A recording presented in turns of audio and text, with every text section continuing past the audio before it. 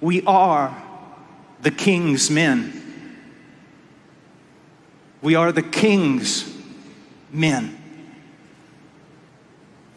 We've now moved into a time in the West, my brethren, when it is very possible that we are going to experience the solemn and terrible privilege of first century persecution.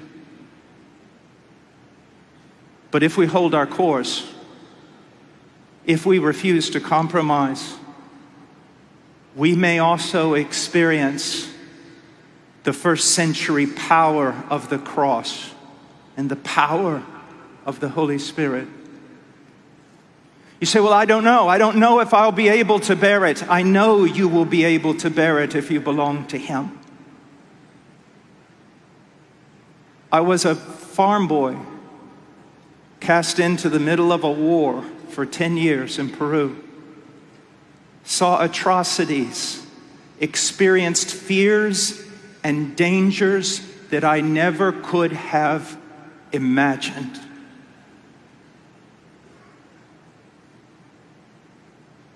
And yet I discovered something.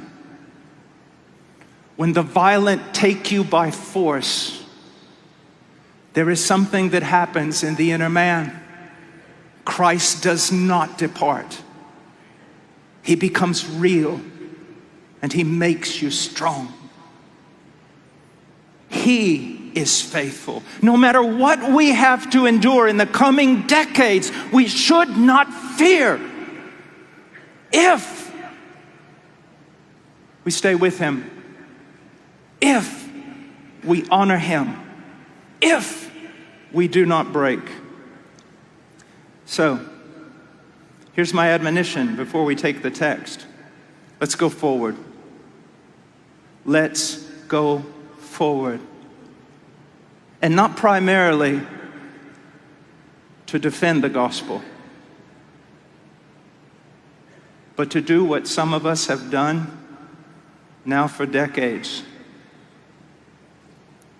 Proclaim the gospel. And then stand to one side and admire as the gospel of Jesus Christ defends itself and proves its power. But the gospel we preach must not be adorned with eloquence. It must not be adorned with your intellect. The raw gospel, the real gospel, the gospel of the cross, the gospel of blood, the gospel of vicarious suffering. If we will proclaim it, we will see the glory of God. We will see the glory of God. But remember this. To the degree that you trust in the arm of the flesh, you will see less of this power of which I speak.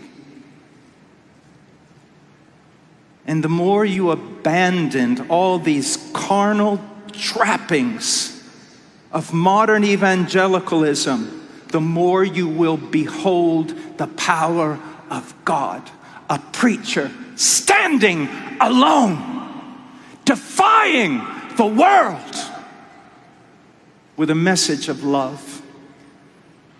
Christ came to save sinners, among whom I am chief.